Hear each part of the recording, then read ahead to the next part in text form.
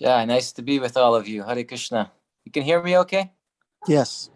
Okay, I had to use my phone today. Okay, so we're reading from Srimad Bhagavatam together. Thank you for this opportunity. Om Namo Bhagavate Vasudevaya. Om Namo Bhagavate Vasudevaya. Om Namo Bhagavate Vasudevaya.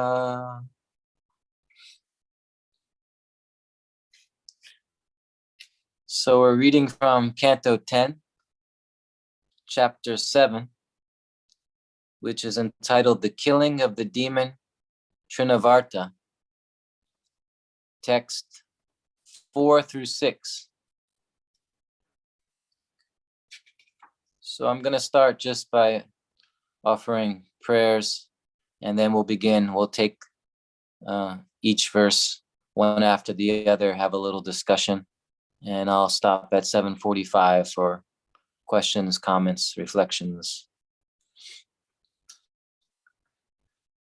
Om Gyantimirandasya Gyananjana Shalakaya Chakshurunmilitam Yena Tasmai Shri Gurave Namaha. Shri Chaitanya Manobishtam Stapitam Yena Bhutale Swayam Rupa Kadamayam Dadati Svapadantikam Vandeham Shri Guru Shri Yuta Padakamalam Shri Gurun Vaishnavamscha Shri Rupam Sagrajatan Sahagana Raganatan Vitam Tam Sajivam Sadvaitam Savadutam Parijana Saitam Krishna Chaitanya Devam Shri Radha Krishna Padan Sahagana Lalita Shri Vishakanvitamscha. He Krishna Karuna Sindhu Dinobandhu Jagatpate Gopesha Gopika Kanta Radha Kanta Namostute Tapta Kanjana Gaurangi Radhe Vrindavaneshwari Vrishabhanu Sute Devi Pranamami Hari Priye Vanchakalpa Turubhyascha Kripa Sindhu Bevacha Patitanam Pavanebhyo Vaishnavebhyo Namo Namaha. Jaya Shri Krishna Chaitanya Prabhu Nityananda Shri Advaita Gadadhar Shivasade Gaura Bhakta Vrinda. Hare Krishna Krishna Krishna Hare Hare Hare Rama Rama Rama Hare Hare. So beg for the blessings of the assembled devotees. Adi Purush Prabhu, ask for your blessings. May our words be aligned with Guru Parampara. May this sharing Srimad Bhagavatam together bring pleasure to Shri Radha Mulidhar, Shri Gaurachandra. And may all the devotees be benefited by hearing Bhagavatam together. Hare Krishna. So again, Canto 10, Chapter 7, text 4 through 6. So I'm going to I'll just read the Sanskrit to text 4, and then the translation and the purport. And we'll speak a little there, and then we'll go on to text 5 and 6 as well. Shri Shuka Uvacha Kadachira Tanika Kotakaplave Janmarksha Yoge Samaveda Yoshitam Vaditra Gita Dvijamantra Vachakash Chakara Sunor Abhishechanam Sati. Shukadev Goswami said, when Mother Yashoda's baby was slanting his body to attempt to rise and turn around, this attempt was observed by a Vedic ceremony. In such a ceremony called Uttana, which is performed when a child is due to leave the house for the first time, the child is properly bathed. Just after Krishna turned 3 months old, Mother Yashoda celebrated this ceremony with other women of the neighborhood. On that day, there was a conjunction of the moon with the constellation Rohini. As the Brahmanas joined by chanting Vedic hymns and professional musicians also took part, this great ceremony was observed by Mother Yashoda. Purport. There is no question of overpopulation or of children's being a burden for their parents in a Vedic society. Such a society is so well organized and people are so advanced in spiritual consciousness that childbirth is never regarded as a burden or a botheration. The more a child grows, the more his parents become jubilant, and the child's attempts to turn over are also a source of jubilation. Even before the child is born, when the mother is pregnant, many recommended ritualistic ceremonies are performed. For example, when the child has been within the womb for 3 months, and for 7 months, there is a ceremony the mother observes by eating with neighboring children. This ceremony is called Svadabhakshana. Similarly, before the birth of the child, there's the Garbhadana ceremony. In Vedic civilization, childbirth or pregnancy is never regarded as a burden. Rather, it is a cause for jubilation. In contrast, people in modern civilization do not like pregnancy or childbirth, and when there is a child, they sometimes kill it. We can just consider how human society has fallen since the inauguration of Kali Yuga. Although people still claim to be civilized, at the present moment there is actually no human civilization, but only an assembly of two-legged animals.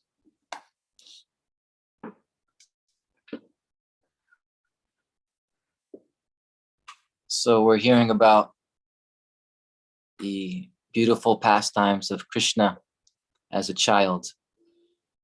In the previous verse, Parikshit, he said, Toka acharitam adbhutam.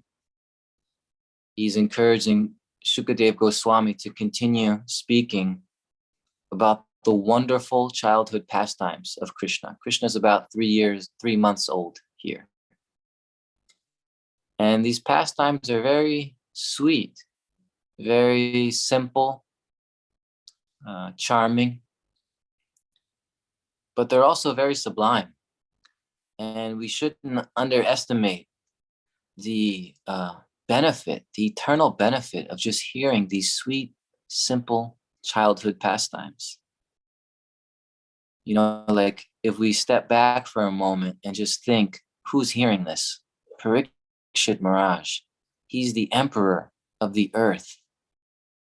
So powerful, so influential, so knowledgeable. And actually, he just has 1 or 2 days left to live, right? We're in the 10th canto now. This is towards the end of the discussion with Shukadev Goswami. So we can imagine he just has a short time to live, 1 or 2 days possibly. And he is relishing hearing this and wants to hear more about these simple little stories of baby Krishna. He says, Yat Shunvata apaiti arati vitrishna. Why does he want to hear? What's so valuable about hearing these little simple stories about Krishna? Vitrishna means attachments or impurities that are there in the mind, in the heart. And these stories of Krishna, impurities in the mind, immediately vanish. And what takes their place is love for Krishna. So just by this process of hearing, attentively hearing, and appreciating with faith, just enjoying hearing, taking shelter of these stories. There's so much there, actually. It's unlimited. And who's speaking? Shukadev Goswami. Shukadev Goswami is like the greatest of all renunciates. You know, if we think about his story, his birth, Shukadev Goswami, he wanted nothing to do with birth himself.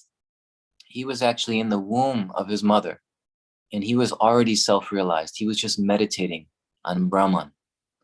He was just in meditation, and he was postponing being born because he understood that this material world is just a distraction. He was already in a state of meditation on the Lord and the Brahman feature of the Lord.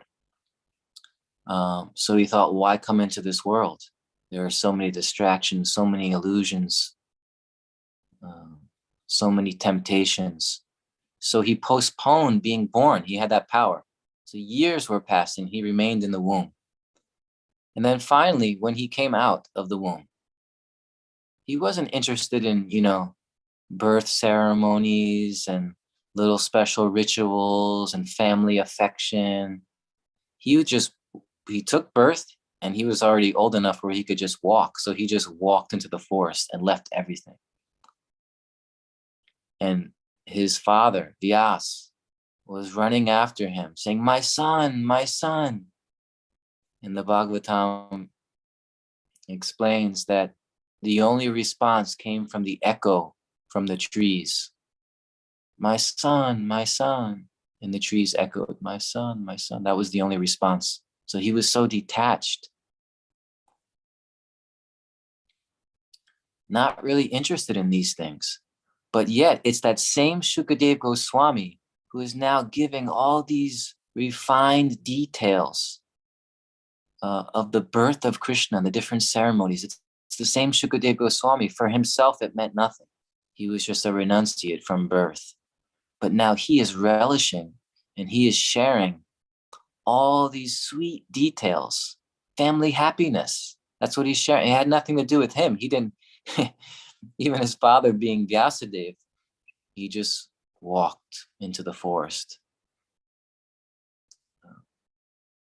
Shukadev Goswami. But yet here he is, with such sensitivity. He's speaking about the childhood ceremonies.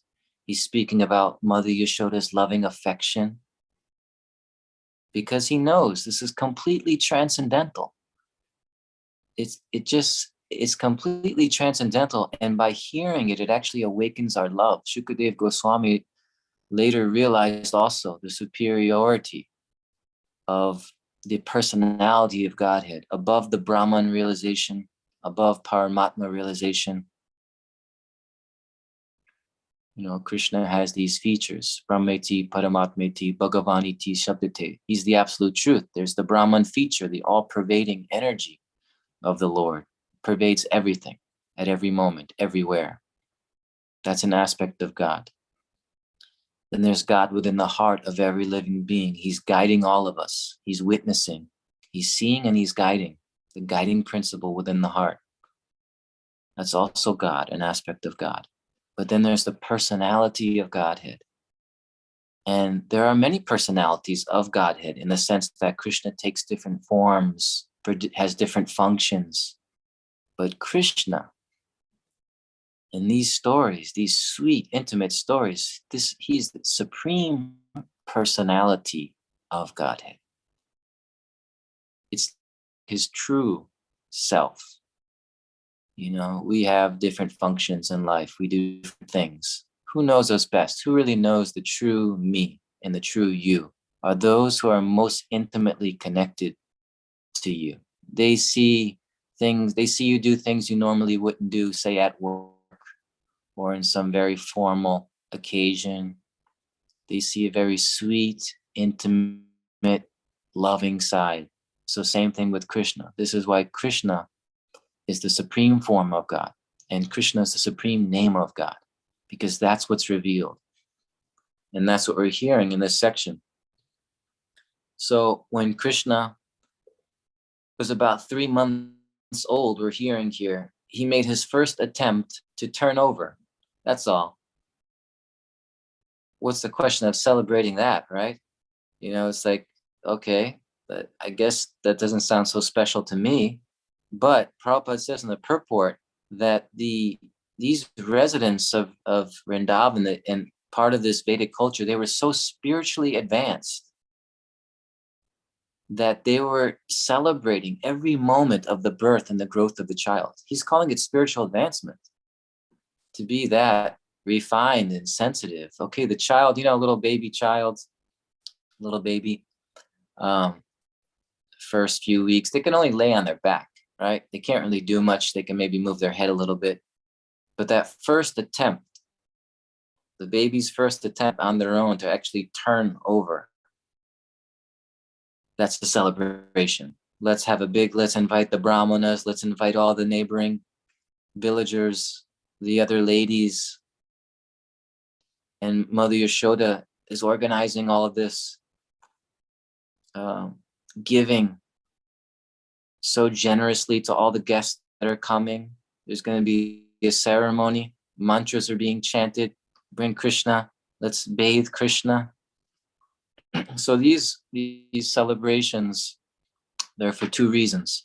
All of these birth celebrations, Prabhupada mentions, even before the child in the womb, there are certain ceremonies. These celebrations are there for two reasons.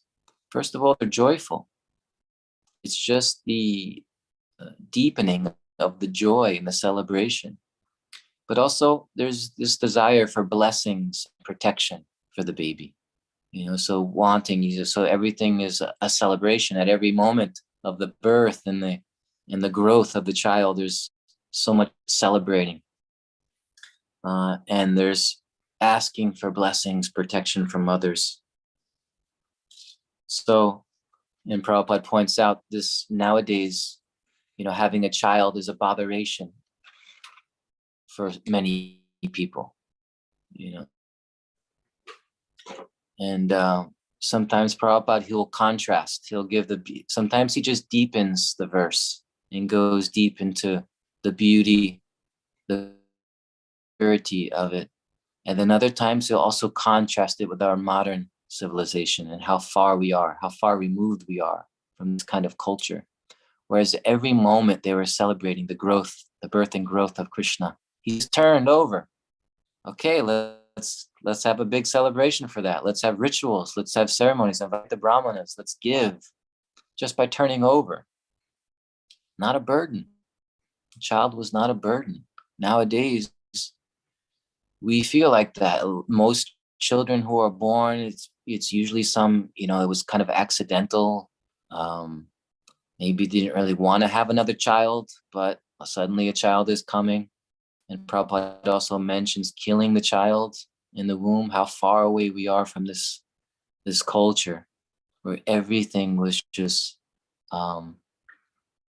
everything was appreciated. Everything was intentional. Everything was planned.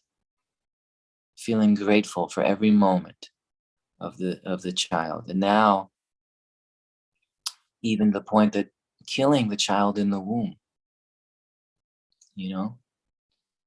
our compassion is very inconsistent. We have compassion with certain things, but not other things. It just shows that we're very internally, we're full of contradictions.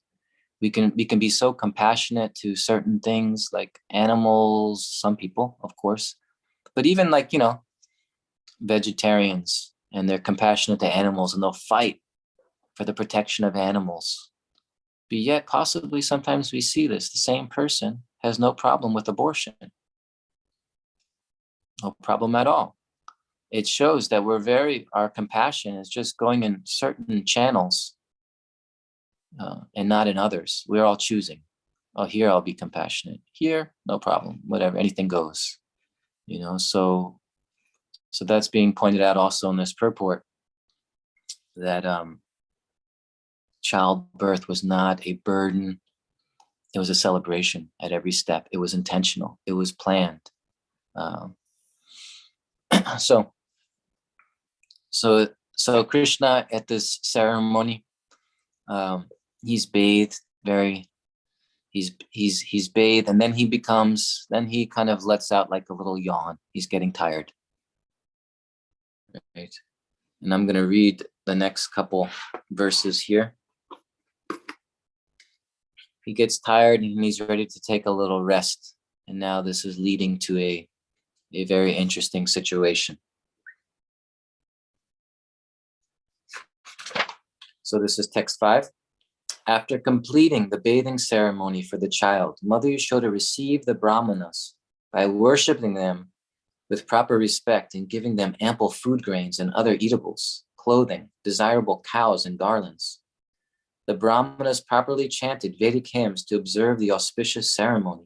And when they finished and Mother Yashoda saw that the child felt sleepy, she lay down on the bed with the child until he was peacefully asleep. And this is the short purport. An affectionate mother takes great care of her child and is always anxious to see that the child is not disturbed even for a moment. As long as the child wants to remain with the mother stays with the child, and the child feels very comfortable. Mother Yashoda saw that her child felt sleepy, and to give him all facilities for sleep, she lay down with the child. And when he was peaceful, she got up to attend to her other household affairs. So a baby goes to sleep, and you need to be a little comfortable when you fall asleep. You need to feel secure, especially for a baby. You know, it's hard to sleep in a very chaotic environment where you're not feeling secure, you're not feeling safe. So Mother Yashoda, she puts Krishna, he's a little sleepy. She puts him in Shataka. Shataka is like a household cart. It's actually a beautiful cart. It's very ornate. It's holding so many items that are needed in the house, like, utensils, gold and silver utensils, and pots. And it has wheels and, like a hand cart, but very beautiful. All these items from the house are there. And underneath, there's like a little platform. And they put like a little, Prabhupada says, cradle. They put like a little bed so Krishna could rest underneath there. He's kind of protected there, protected from the sun by the top level. And he's just there. And Mother Yashoda laid with him so that he would feel very secure and comfortable and more easily fall asleep. And so with Mother Yashoda lying there next to Krishna, he started to feel very comfortable, very secure, and he fell asleep.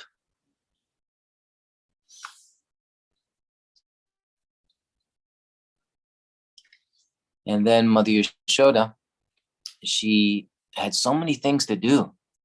She's greeting guests and she's giving gifts and she's arranging these rituals and doing so many things. So she saw that Krishna was now peacefully sleeping and there were other people around. And so she got up and she went around and began to attend to all the guests and do various things that were needed for this festival. So here's the next verse, text 6. It says, the liberal Mother Yashoda. What does Prabhupada mean by liberal here? Is, Mother Yashoda is liberal, not conservative.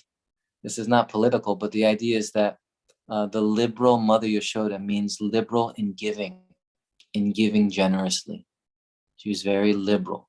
She was just giving generously to everyone. She didn't have a babysitter. She was doing that part too. She was also hosting people. She was running around doing so many things. And she didn't have like a babysitter for Krishna. She herself lay down with Krishna. And once he fell asleep, she got up and attended to so many other duties. So the liberal Mother Yashoda, absorbed in celebrating the Uttana ceremony, was busy receiving guests, worshiping them with all respect and offering them clothing, cows, garlands, and grains. Thus she could not hear the child crying for his mother. At that time, the child Krishna, demanding to drink the milk of his mother's breast, angrily threw his legs upwards.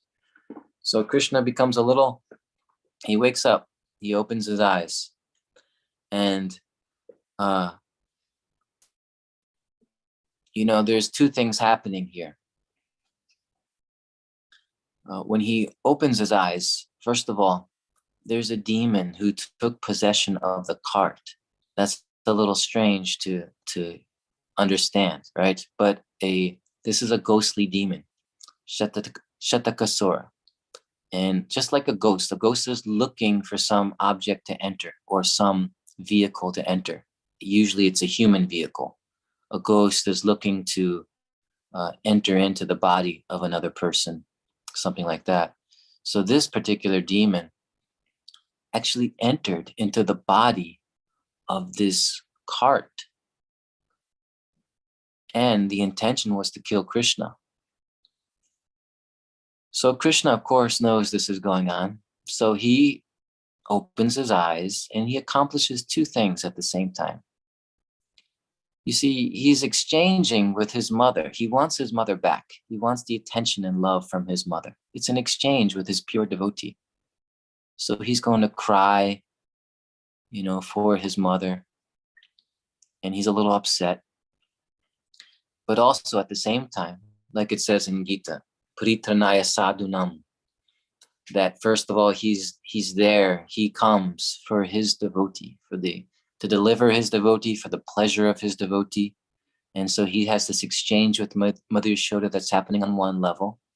And on another level, vinashaya dushkritam, that he's also annihilating the demons.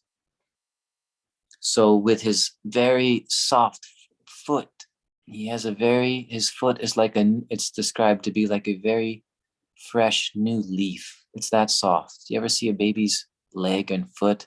It's like a little marshmallow, and so he just, with his little toe of his foot, he just touches the wheel of the cart. And immediately the wheel just breaks off from the axle. And the whole cart just turns over and collapses. And all the items that are in that cart just scatter everywhere. There's just utensils everywhere, a loud bang. And everyone comes running to see what happened. What happened? Krishna, by doing that, he's actually killing the demon. He kills the demon who took possession of that cart. But all the people just hear this loud bang and they come running and they come to see, is Krishna okay? What happened? What caused this? And they see little Krishna just lying there, still underneath. He's just on the bottom there, still lying in his little bed, totally untouched. But everything around him is just a mess, scattered and broken into pieces. But he's completely safe, untouched. And so Mother Yashoda comes running, Nanda Maharaj comes running. What happened? How did this happen? And how is he safe? Maybe there's some demon, maybe there's some evil planet that's caused this. Bring the Brahmanas back again. Let everyone come. We have to chant. We have to chant mantras for the safety of this child. So they were so concerned. They prayed. Our little Krishna, he was lucky this time, but now we have to pray to Lord Narayan to protect him. Have the Brahmanas chant. You see, so the children knew. The children saw what Krishna did. They saw and they tried to tell the elders. Well, Krishna, actually, we saw everything. You're looking for the cause of what happened, but we saw that with his foot, he just kicked the cart and everything broke. And the parents, of course, they didn't believe this. They don't, children say so many things. It seems like a big exaggeration. It seems like just childish talk. So they didn't believe the children. And, what's happening there is that Yoga Maya is protecting the parental love of the elders, of the parents. Because the children like to see, especially the boys, Krishna's boy friends, they like to see that Krishna is like a hero. And they see these things. They see him do amazing things, killing certain demons. He's a hero. He's great. That's so relishable for them. But parents don't see their child as a hero. They just see vulnerable. I need to take care. And so Yoga Maya potency doesn't allow them to see the truth here, that Krishna did kick the cart. They just think that's crazy. And it protects their parental affection, that they have to be the one to take care of Krishna. So it's 7:45. I just want to also quickly mention one thing, that this Shatakasura, Bhaktivinoda Thakur, Bhaktisiddhanta Saraswati Thakur also, they both explain how these different demons represent different anarthas within us.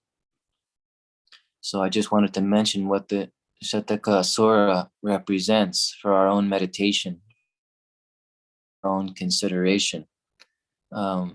This demon represents just like, a ghost. So this is a ghostly demon, right?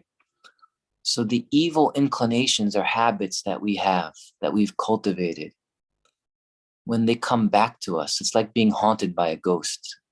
And this idea is very revealing because a ghost enters into a person, right?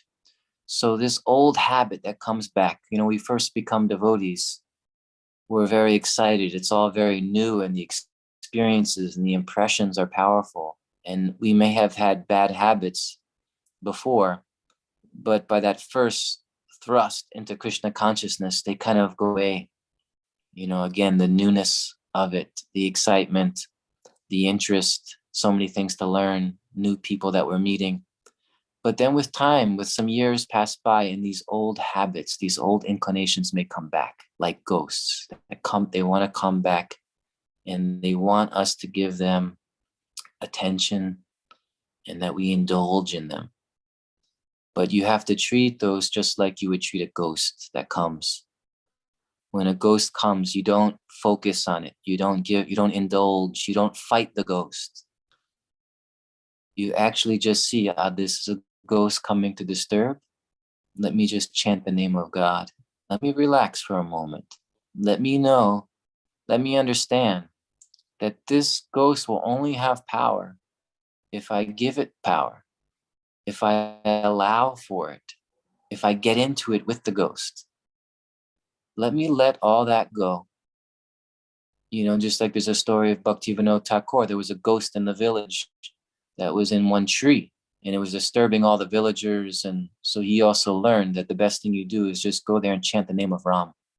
Don't panic, don't get upset, don't fight the ghost, don't get depressed, don't get overly concerned or anxious. Become very calm, just realize what's happening and take shelter of the name of the Lord.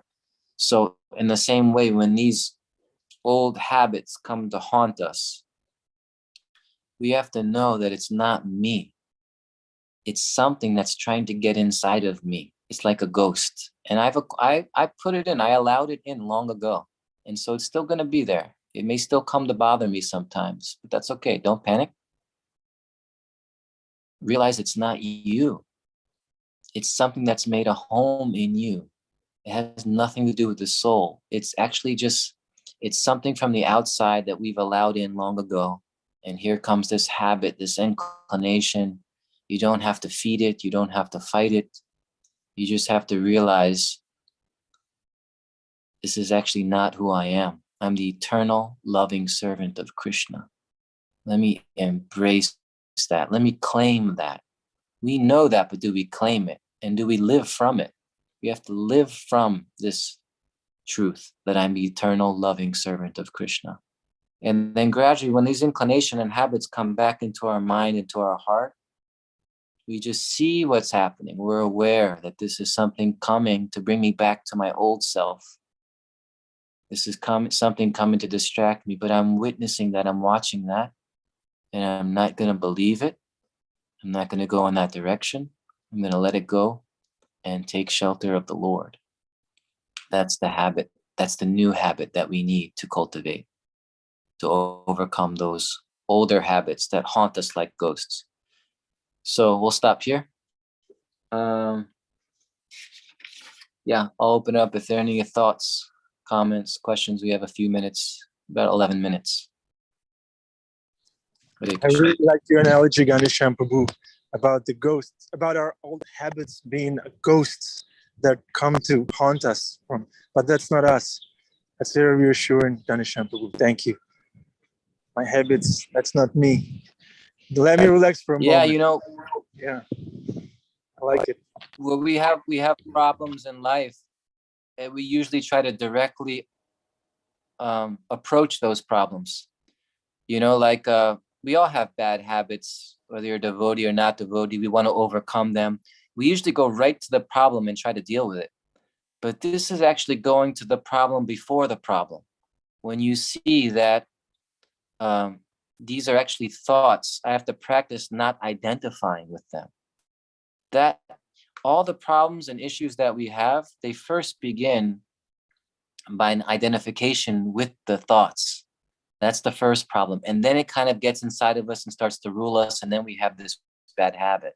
So usually we're just dealing with the habit on its level, and we struggle. Sometimes we succeed, then we're happy. Sometimes we fail and we feel like a failure, and we're upset and we're disturbed, and that will also affect our determination next time, so we're battling on the wrong level. I mean, we have to do that, of course. We have to battle on that level as well. But to understand that the only reason why all these bad habits are within me, there's an identification with it. There's something that's saying that's me. These habits, these thoughts, these are my thoughts, these are my feelings, right? And if you practice not identifying with them, then, and you have to identify with something. It's not that we're just nothing. What are we? What's the identification? That I'm the eternal, loving servant of Krishna. If the identification shifts into that truth, then all our nartas can be overcome by Krishna's grace when he blesses us with the true realization of that I am the eternal servant of Krishna, and we live from that, then we're safe. Yes, Prabhu, I see a hand.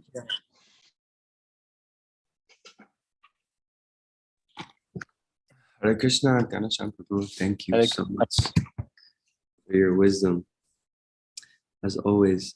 I was reflecting on Prabhupada's purport and your comments about how children are seen in our society, how they're treated, childbirth, pregnancy, all these things. Especially right now, it's kind of a hot issue. And yeah, I think, like you're saying, it's the problem before the problem. The problem is that we have a headless society. And so as a result, there's so many, mode of ignorance, fighting and politics going on. But I was just kind of reflecting on even just the tamasic nature of childbirth and even conception in this day and age. People are like conceiving children in the mode of ignorance, not even knowing that, not even planning it, and not even knowing that they're pregnant. I mean, they don't plan to, so then it's an accident.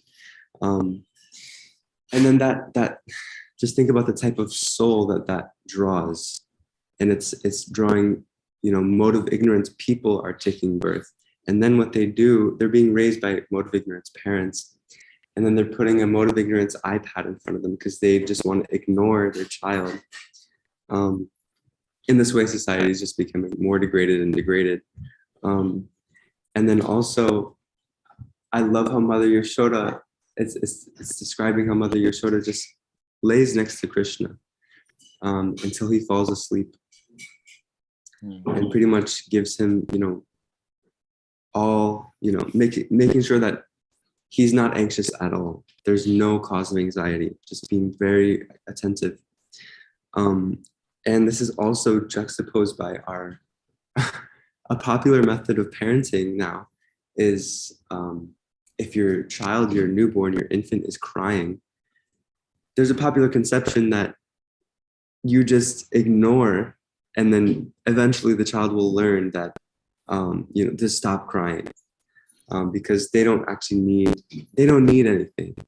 That's the conception that they give. But it's really, I was watching a documentary about trauma, and actually this is trauma because it's teaching the newborn infant that they need, this helpless embodied being who relies on their mother and their father for everything, that they're not going to show up for them when they call, that they will not be there for them. It creates trust issues. It creates this idea that they need to look for love outside themselves, which just also, creates so many problems in relationships. And then it leads to unwanted children and all these things. So it's just a totally tamasic cycle that we're perpetuating. And in Vedic society, this just wasn't going on. And yeah, I also was reminded of I was speaking with one of my gurus because I have trust issues with Krishna. I'm thinking, oh, he won't provide for me. He doesn't love me. he doesn't forgive me. And then what he said to me was, or I'm kind of scared to like, you know, be myself around Krishna. And then what he said to me was, Krishna is not like your mom and dad. Like, so there's this, you know, popular or just common occurrence that happens because our first notion of a higher power is our parents. They're supposed to be representing God and be an instrument of God's love for their baby, because it's actually crucial for the rest of their life. So yeah, I just wanted to share these reflections. Yeah, you made so many good, valuable points. Really appreciate that. It's true you say about parents, you know, like for a child, that's God right there. Like there are these beings that, you know, are, and you're so dependent and you're so much in need and so much relying on them. You know, those other lessons can be learned later about, you know, you don't to not be so needy. But as a child, you are needy completely. You're completely dependent. And so therefore the Vedic culture, Prabhupada would say this also, from birth to 5 years old, nothing but love and attention that has to get in very deep. And it actually, in a subtle way, it gives the child faith in God. Like you said, when they're calling out and they're in need and somebody comes and somebody helps and there's affection, it's giving that child on a very subtle level that there is a controller who's kind, who's benevolent. They begin to trust that. And later this will carry into their relationship with God. But if there's neglect, if there's abuse, imagine how hard it is going to be for that child or person to now come to a relationship with God. Because, you know, this is the real purpose of parents, is to raise children who become God conscious. This is the intention behind having children, is that I want to help this child return to God. I want to remind this child, not necessarily just through my words, but through my example, that they are actually servants of God, and they can return to this relationship and be happy. This is the point of having children. But like you said, we're so far away from that idea nowadays. Yeah. We can take one more, dear devotees. Let's do it. Let's make one more reflection. Betty. Okay. Hare Krishna, thank you for a wonderful class, a somewhat heated topic. I will agree with Evan on that. And Yes. I will say that, and I agree with Evan that we're in a highly degraded society. But I do not agree with some of his points, because I will say that some children who are born out of ignorance or who are not planned are given birth to a very loving family, because my firstborn was not a planned child. So I have to say that, you know, that's a sweeping commentary for mothers on this planet, because not everybody sticks their children in front of an iPad. But let me lighten things up a little bit by saying that no child is a burden. And personally, I find they become a burden once they grow up and become adults.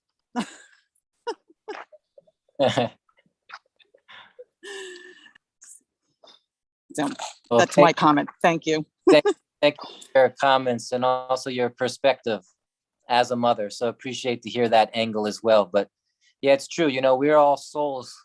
You know, every soul is on an individual journey, and even sometimes being born in difficult circumstances or whatever it may be, but that's still a particular soul in a particular place on their journey. And we find circumstances that are also different than what we expect sometimes, where, you know, there could be a very loving upbringing, say like even in a child born in a very bad area or environment, but with a very loving parents. You know, things get very mixed in some ways. And so a lot of things are possible.